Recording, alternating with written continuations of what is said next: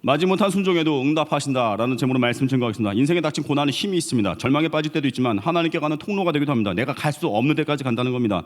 야고보서 5장 13절 보니까 너희 중에 고난당하는 자가 있느냐 그는 기도할 것이요 즐거워하는 자가 있느냐 그는 찬송할지니라. 이 말씀이 우리 인생의 두 가지 축이 되기 바랍니다. 고난 당하십니까?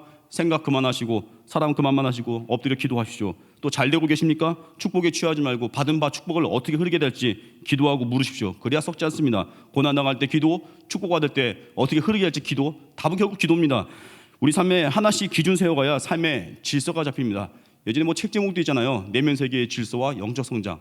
인생이 되게 혼란스럽습니다. 왜 그래요? 기준이 다 무너진 거거든요. 온전한 주일 성수 한번 해보시죠. 한 주간에 질서가 잡힙니다. 아무리 바빠도요, 그 중독을 우리는 좋아하는 거에 중독될 수 있습니다. 그걸 끊는 힘 예배에 있습니다. 또 새벽을 깨워보시죠. 그다지 그렇게 슬럼프가 하루 이상 안 갑니다. 그리고 어떤 일을 하다가 이제 다음날 새벽을 깨워야 되니까 못 맞힌 채로 잠들어야 되잖아요. 근데 뭐예요? 다 못 맞췄는데 그리고 잤는데 일이 되어 있어요. 그때 우리가 배우죠. 아, 주님이 하시는 거구나. 그리고 완벽주의에서 벗어나는 겁니다. 그러다 보니까 사람이 매력이 있어요. 새벽 기도하는 사람들 매력이 있어요. 왜 그래요? 저 사람은 완벽주의가 아니거든요. 부족해도 하나님이 이루신 거 믿으니까 묘해요. 허술해 보이는데 일이 되고 있어요. 또 그런 사람들 인간관계도요, 완벽한 조건 안 요구하지 않습니다. 왜요? 하나님이 해주실 거 믿으니까 그 사람에 대해 쉽게 사람을 그냥 믿어주는 거예요. 아, 배신당하면 되는 거고. 여유로워요. 여러분, 예배자가 여유로운 겁니다. 예배자가 사람을 믿을 수 있는 겁니다. 하나님 믿기 때문에 그 사람 믿어주는 것 뿐이에요. 그래서 우리 삶의 질서, 이 무너진 질서, 예배 드리는 거예요. 특별히 돈 문제 어떻게 해야 돼요? 두 가지예요. 11조 하는 거, 또 빚지지 않는 거. 11조가 안 되는 사람은요, 그 특징이 있어요. 꼭 나중에 하려고, 이거 쓰고 나중에 보고 못해요. 이번 주 받으면 이번 주 당장, 아니 오늘 받았으면 아니 오늘 계좌이체 하든지 받자마자 11조예요. 물론 11조 훈련된 사람들은 늘 하는데 훈련 안 된 사람들은요, 돈 생기면 당장 교회 와서 넣던지 아니면 계좌이체 해야 돼요. 그래야 그 유혹 이깁니다. 딴 데 쓰려는 유혹 이기는 거예요. 11조여야 돈에 매이지 않습니다. 뭐 상품권은 어떻게, 상품권 돈이잖아요. 그거 하십시오. 11조. 국가 재난지원금이요? 하셨겠죠? 현금으로 쓸 수 없지만 카드에 들어온 돈, 저도 이렇게 국가지원금 받으니까 현금 쑥 빠지던데요. 11조 해야 되니까. 이게 좋은 건지 모르겠어요. 국가지원금 현금 못 쓰잖아요. 뺏쓰지 못하지만 국가지원금 받고 나서 제 돈 현금 또 나가야 돼요. 11조 해야 되니까. 또 하나 뭐냐면 빚지지 말라는 거예요. 잠언 22장 7절 보니까 빚진 자는 체주의 종이 되느니라. 특별히 이 시대 젊은이들한테 막 빚 요구하고 뭐 학자금 대출이니 빚지면요 종 됩니다. 나중에 대가 치러요. 그 하용로 목사님, 브라보 스토리온 쓰신 분 하용로 목사님 그러잖아요. 자꾸 빚내는 거 좋아하면 기도 안 한다는 거예요. 왜요? 끌었으면 되니까. 우리 인생에 이 질서 잡아야 돼. 질서. 특히 재정 문제 11조 온전히 하십시오. 그리고 빚지지 마십시오. 오늘 나아만 통한 하나님 이야기입니다. 나아만은 아람의 군대 장관입니다. 당시 아람과 이스라엘 사이는 친밀하지도 원수 같지도 않은 관계입니다. 상황에 따라서 우열이 교차되는 시기예요. 근데 마침 나아만이 아람의 군대 장관일 때는 이스라엘에 대해서 아람이 훨씬 더 강력한 영향력을 행사하고 있었습니다. 군사적 우위를 점하고 있었어요. 그 나아만의 스토리 통해서 세 가지입니다. 첫 번째가 큰 고난은 주님께 오는 통로라는 거예요. 하나님의 그 과정 중에 하나님의 섭리가 있습니다. 또 하나가 기도하라는 거예요. 기도하지 않으면 호두가 떠는데 기도하고 언제까지요? 내 자존심이 깨지는 그 순간까지 가면 그때 주님의 영광을 경험합니다. 세 번째가 오늘 제목인데 마지못한 순종도 응답한다는 거예요. 첫 번째 차례대로 살피겠습니다. 첫 번째가 큰 고난이 주님께 오는 통로라는 거예요. 군대장관 나아만에게 치명적 문제가 문둥병이죠. 근데 그 문둥병 저 참 보면은 저 같은 경우는 이빨이 웬만큼 아프지 않으면 치과 안 갑니다. 여러분 치과 좋아하는 분 있습니까? 저도 안 좋아하죠. 대부분 가서 신경치료 특별히 너무 끔찍해요. 신경치료, 진짜 신경 거슬리는 신경치료. 저 웬만하면 안 가거든요. 이번에도 뭐 검진 오라고 문자 왔는데 안 가. 거기 왜 가요? 더 그냥 박살나면 갈 건데 힘들어요. 치과 싫어요 저는. 근데 이 나아만 보십시오. 좀 버티다가 이제 막대한 예물 들고 먼 길 걸어서 이스라엘까지 갔죠. 엘리사에게 고쳐달라고 부탁한 만큼 아픈 거예요. 심각한 질병인 거예요. 아프니까 가는 거예요. 우리 인간은요 참 변화를 싫어합니다. 안주하는 걸 좋아해요. 그래서 하나님이 우리에게 때로는 고난을 허락하십니다. 때로는 질병이라는 고난, 때로는 경제 위기라는 고난. 그 고난 때문에 하나님께 오게 하는 거예요. 요즘 뭐 영업시간 제한되면 괴로워하는 분들 있죠. 저 물론 마음은 아프죠. 자영업자분들 힘든 거. 근데 좀 영적인 해석을 좀 해봤어요. 왜 영업시간 단축시키죠? 늦게까지 못하게 하죠? 새벽 기도하라고. 그동안 늦게까지 맨날 일만 했으니까 무슨 예배를 드려요 맨날. 적어도 9시 8시에 끝나야 다음날 깨울 거 아니겠습니까? 영적인 눈으로 보면요 축복이에요. 저 홍대 일대 여기 술집 문 닫은 거 보면서 너무 속이 시원하면 또 고소 들어오려나? 너무 좋더라고. 속이 시원해가지고 밤에 없어요. 이제 뭐 술 마시고 개 되는 인간 없습니다. 이제 어떤 뭐 딴 데서 마시는 사람 있겠지만 얼마나 좋아요. 이게 팬데믹 상황. 물론 힘든 분도 위로도 해야겠지만 우리는 고난만 볼 게 아니라 영적인 유익을 봐야 되는 하나님의 눈이 필요한 겁니다. 믿으십니까? 그래서 어려움은 주님께 나아오는 거예요. 하나님께 가는 겁니다. 근데 문제는 나아만이 엘리사 만나러 가기까지 변수가 있습니다. 이 과정이 하나하나 모든 것이 엮여 있어요. 섭리가 있습니다. 첫 번째, 일단 이스라엘과 아람이 국경선에서 국지전을 벌여야 됩니다. 그래야 되죠. 당연히 그래야죠. 왜냐? 그 다음에 그 전쟁에서 이스라엘 소녀 하나가 포로로 잡혀야 돼요. 또 세 번째 변수, 소녀가 마침 딴 데도 안 가고 나아만의 집으로 가서 나아만 아내의 마음에 들어서 나아만의 아내를 수종 들어야 돼요. 이 세 번째 변수고, 네 번째 변수, 마침 이 소녀가 엘리사를 알고 있어야 돼요. 그리고 얼마나 엘리사가 위대한 선지자인지 이 질병을 고칠 사람이라는 믿음이 있어야 돼요. 네 번째 변수. 다섯 번째 변수, 동시에 이 자매가 주인에게 중요한 사실을 알릴 만큼 주인을 사랑해야 돼요. 사랑하지 않으면 여러분 전도 안 합니다. 사랑해야 내가 알고 있는 좋은 걸 말해주는 거예요. 여섯 번째 변수, 여주인이 그 말을 들었을 때 야, 시덥지 않은 소리 하지 마.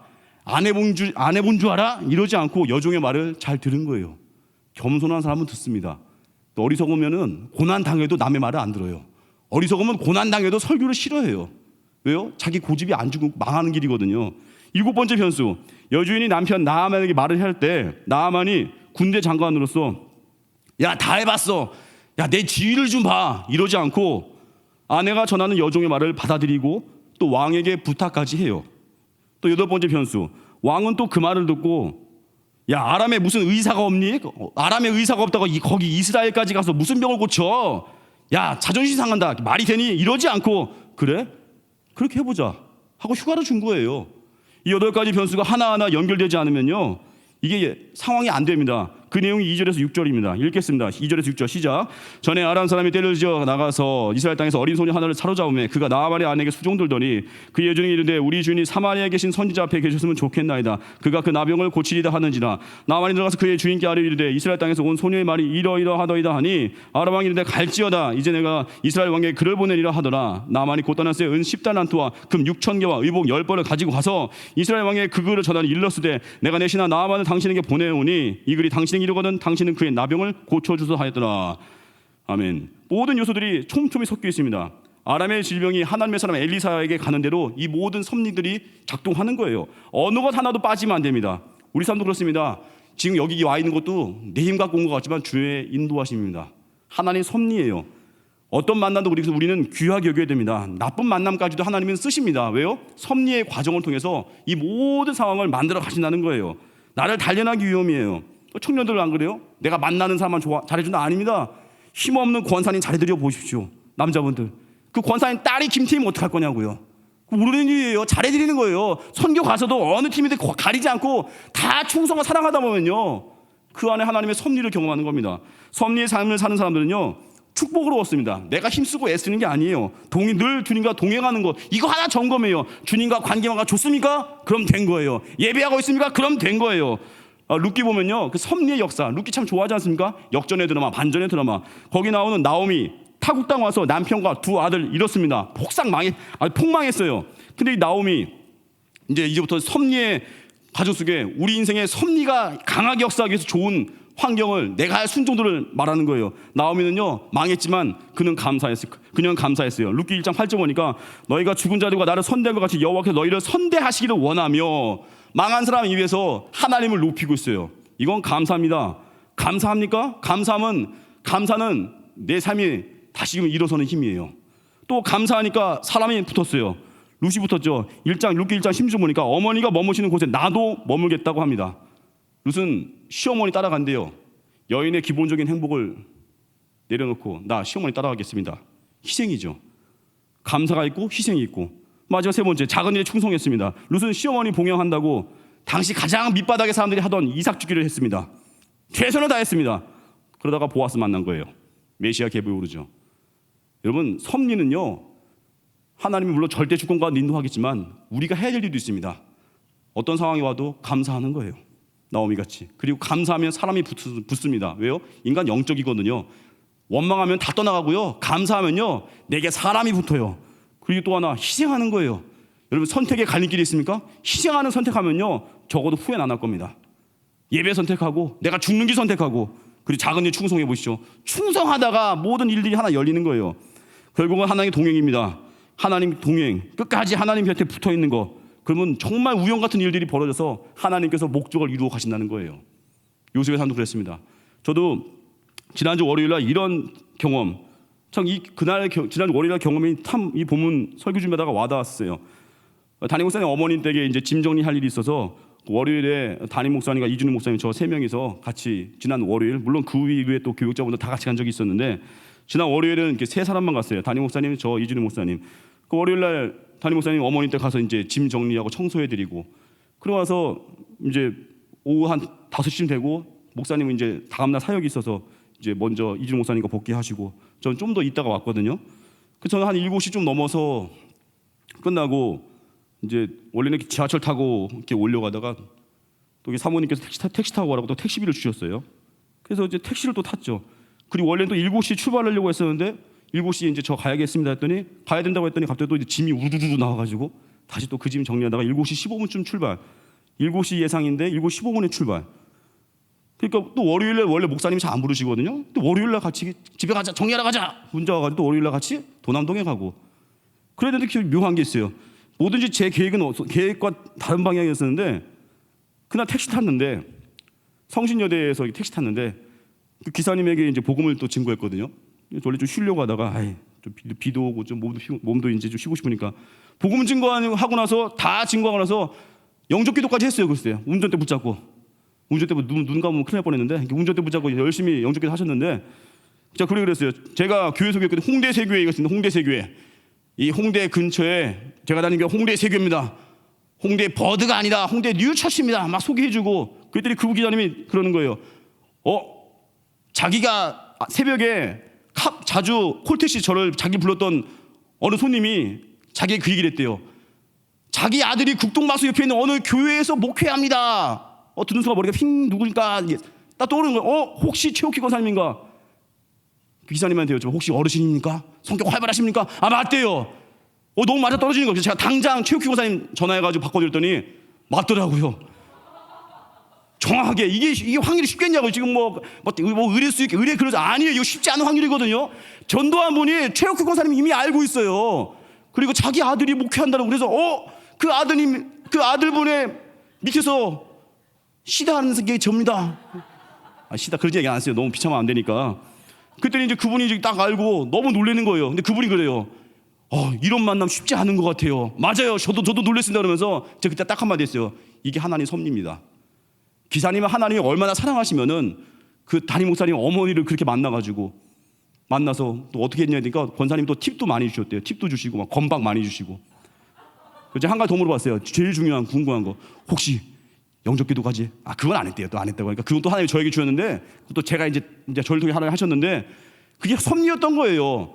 이 모든 과정 하나님이 하신 거겠죠. 월요일날 목사님이 갑자기 연락을 주셨고, 또 갑자기 원래 저는 정리 끝나고 원래 지하철 좋아하거든요. 지하철 타야 되는데 사모님이 택시비를 주셨고, 7시에 나와야 되는데 갑자기 짐이 그때 우르르 나와가지고 정리가 15분 딜레이 돼가지고 7시 15분에 우산 쓰고 출발. 그러다가 만난 성신여대에게서 택시기사님. 이 섭리 아니겠어요? 섭리? 우리가 할 일이 뭐예요? 언제나 부르면 예스를 하는 거예요. 그때 목사님 부르실 때 제가 월요일인데 그러진 않겠지만 당연히 가야죠. 부르면 순종하는 거예요. 부르면 충성하는 거예요. 그럼 하나하나 모든 발걸음마다 주의 섭리가 있습니까? 믿으십니까? 이 섭리 가운데 살아가면요, 우리는 이제 내가 뭐 그렇게 간섭 안 합니다. 직장 상관이십니까? 그냥 주님과 동행하면요, 부하지간이 뭘 하든지 뭘 그렇게 간섭을 해요. 섭리를 믿는 거예요. 청년분들 계십니까? 어떤 배우자를 만날지, 어떤 직장 갈지 그만 분석하시고 예배 잘 드리세요. 예배 드리고 내 마음에 울림 있는 사람은 주님이 옆에 있게 하십니다.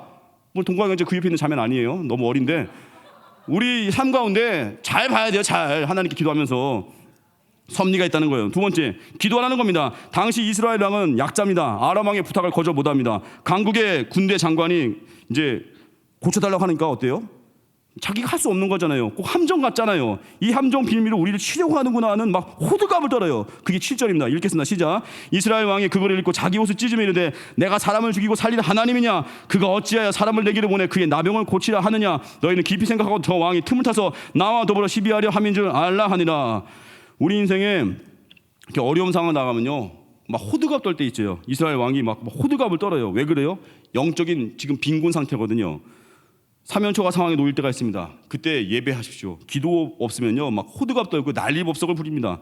이스라엘 왕의 두려움과 불안에 쌓여 있는 거예요. 엎드릴 때 힘이 있다는 거예요. 왕의 초라한 궁궐 그 소문이 궁궐 밖에까지 퍼졌습니다. 8절입니다. 읽겠습니다. 시작. 하나님의 사람 엘리사가 이스라엘 왕이 자기 옷을 찢었다 함을 듣고 왕에게 보내리되 왕이 어찌하여 옷을 찢었나이까? 그 사람을 내게로 오게 하소서. 그가 이스라엘 중에 선지자가 있는 줄을 알리이다 하니라. 왕은 엘리사 존재를 알고 있었습니다. 그런데 물을 생각조차 못하고 있는 거예요. 왜 그래요? 문제가 자기를 삼켜버린 겁니다. 우리도 그럴 수 있습니다. 주님과 연결되지 않으면요, 문제가 나를 삼켜버려요. 그리고 무력감 빠집니다. 공허해집니다. 조급해져요. 불안해져요. 이 모든 건 환경 문제가 아닙니다. 하늘 공급이 없어서 그런 거예요. 기도로 역전시키십시오. 기도로 가정의 문제를 해결하십시오. 기도로 내 삶에 닥치는 모든 환난들 다 바꿔버리십시오. 놔둘 수 없습니다. 그게 하나님과 나와의 거리예요. 드디어 나아만과 엘리사가 만났습니다. 질병으로 먼 길 왔는데 딱 거기까지였던 거예요. 나아만이 수모를 당했습니다. 자기 생각이 깨지니까 빈정상했어요. 엘리사가 얼굴도 안 보여주고 만나주지도 않습니다. 종시켜서 7번 요단강 가서 씻으라는 거예요.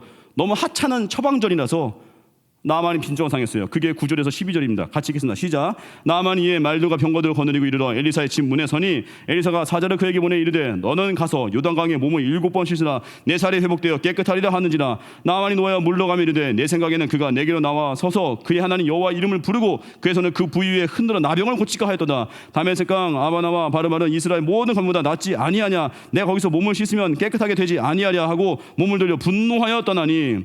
나아만이 분노했습니다. 왜 그래요? 자기 계획이 꺾이는 순간 나를 어떻게 이렇게 대할 수가 있을까?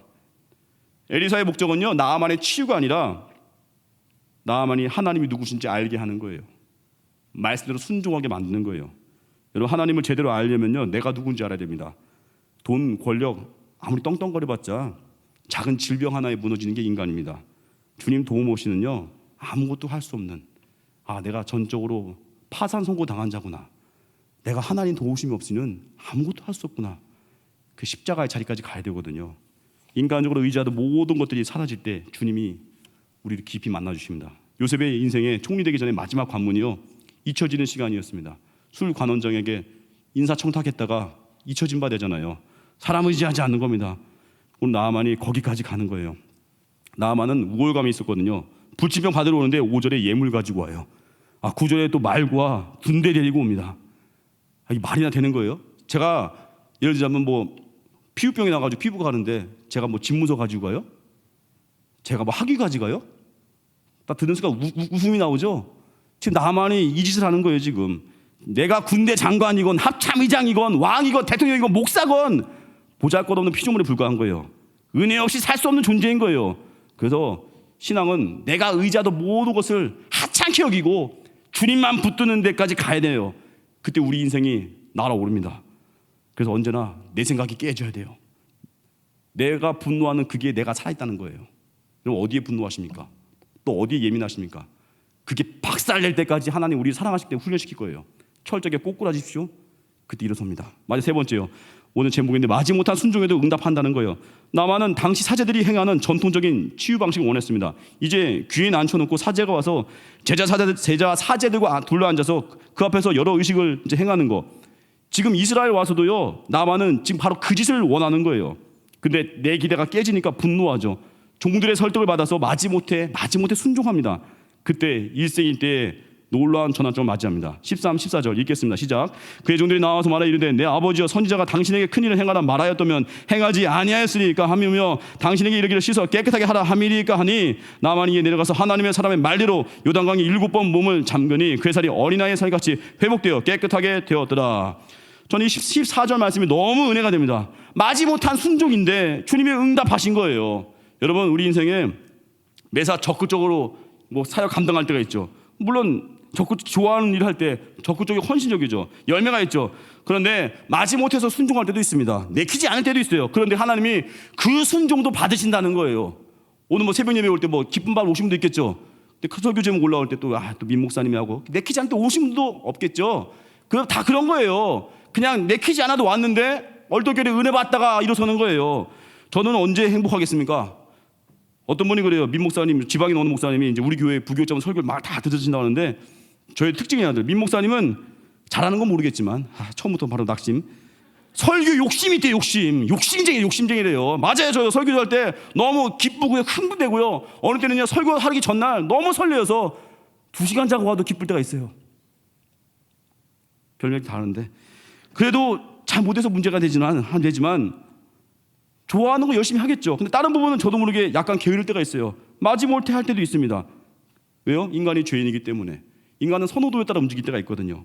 근데 주님은 뭘 본다고요? 말씀에 의지해서 끝까지 가느냐, 그거 보는 거예요. 그래서 신앙생활은요, 어리석은 자는요 늘 내 감정 따라다녀요. 어리석은 자는 늘 내 환경 따라다녀요. 근데 하나님의 사람은요 힘들고 어려워도요 그 자리에 있어요. 예수님 언제 오실 것 같다고요? 비 오는 날 목요일 새벽에 부교육자 설교 때, 그때 예수님 오실 것 같아요. 비 오고 눈 몰아칠 때 목요일 새벽 부교육자 설교, 그때 예수님 오실 것 같아요. 저는 우리 삶 가운데 하나님 곁에 붙어있는 훈련, 이게 너무 중요합니다. 그래서 우리 언제나 하나님 의지해야 돼요. 하나님 바라보고 성령 충만해져야 우리 마음에 자원하는 심령을 할 수 있습니다. 내키지 않는 것도 하는 거예요. 예수님 외에, 그리고 중요한 것은 우리는 다 죄인이거든요. 예수님 외에 우리가 잘 되길 원하는 사람 그리 많이 없습니다.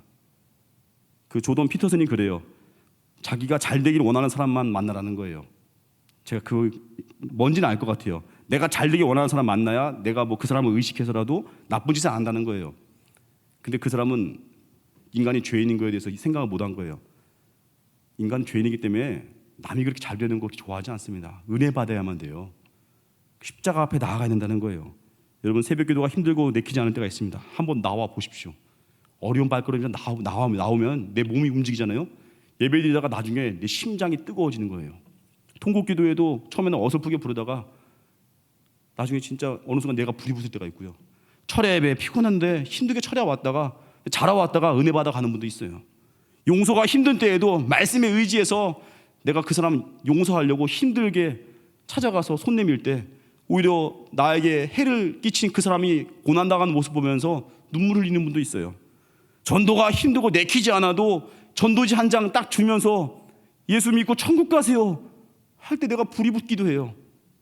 저도 어제 동네 청소하는 어르신 6분이 어르신이 계신데 한 분 어르신이 저 스타벅스 앞에 앉아서 쉬고 계시더라고요.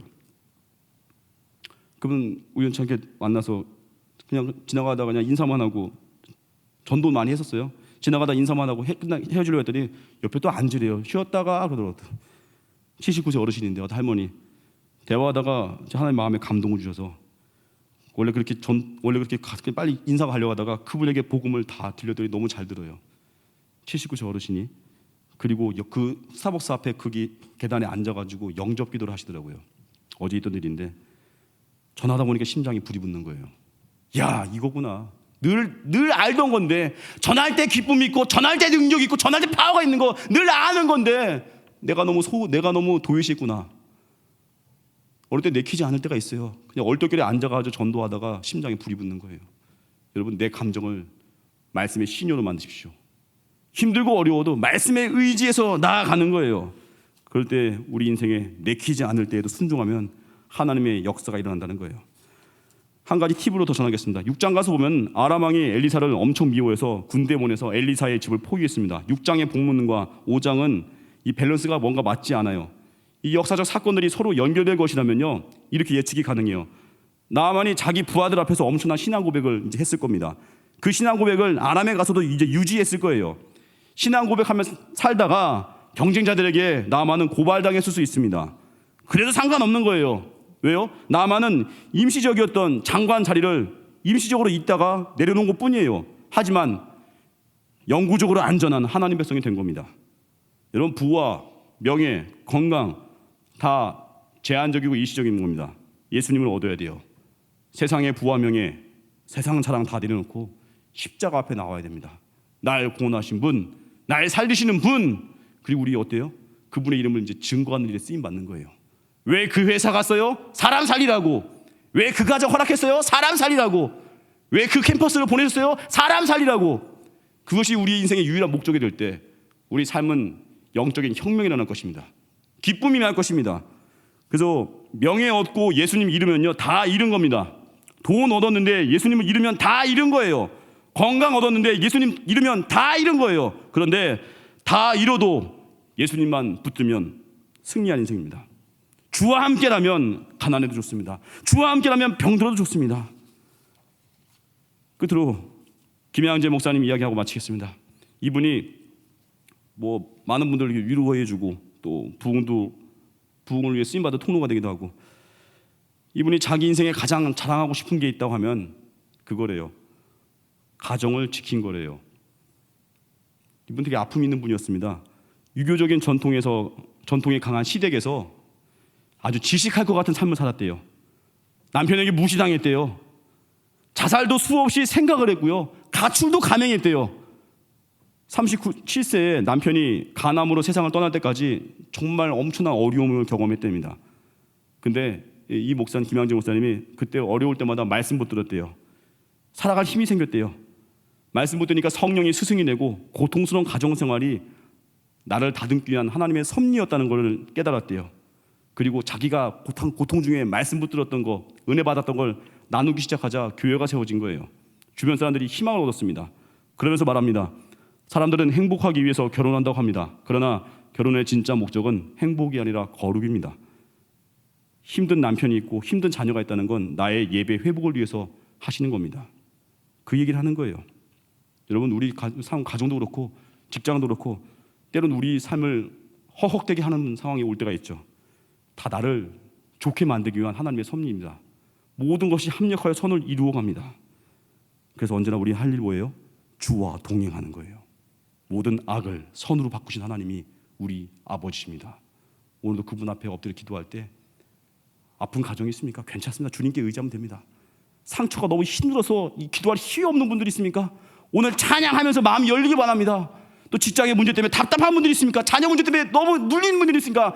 기도로 다시 일어서십시오. 주님이 말씀하시면, 주님이 능력 주시면 다시 일어설 수 있습니다. 이게 복음의 소망, 이게 십자가의 소망입니다. 절망한 박살낸 십자가, 죽음 같지만 다시금 부활의 영광을 보여준, 끝이 너무나 찬란하게 빛나는 그 영광의 아침 되기를 주님의 이름으로 축원합니다. 결론입니다. 질병이나 큰 고난은 힘이 있습니다. 예수님께 가게 합니다. 섭리가 있습니다. 우리가 할 일이 뭐예요? 다 몰라도 주님과 동행하는 거예요. 맡기고 자는 거예요. 맡기고 새벽기도 하는 거예요. 그럴 때 주가 이루십니다. 루키의 스토리 같이 어떻게 해야 돼요? 감사하는 거예요. 그리고 희생하는 선택하는 거예요. 작은 일 충성하는 거예요. 그러다 보면 하나님 섭리하게 정말 좋은 상황이 돼버리죠. 그때 하나님의 개입이 강력합니다. 오늘같이 변함없이 예배드리십시오. 두 번째, 사면초가 상황에서 코드가 떠지 마시고 기도하십시오. 내 방식이 깨지는 그 순간에 주님 만나는 거예요. 내가 깨지는 그 자리까지 가야 되는 거예요. 기도와 고난이 나를 확실히 깨주는 거예요. 세 번째, 마지 못한 순종에도 응답하십니다. 나만의 치유, 마지 못했지만 순종할 때 치유가 임했습니다. 기적이 임했습니다. 내 감정을 십자가에 못 박으십시오. 감정, 말씀 붙으십시오. 상황, 말씀 붙으십시오. 성령이 임할 때 자원하는 심령을 줍니다. 그리고 늘 자원하는 마음이 아닐지라도 말씀에 의지해서 깊은 곳에 그물을 던지십시오. 기적이 일어날 것입니다. 자리에서 나가겠습니다. 기도로 멈추지 마라. 찬양하겠습니다.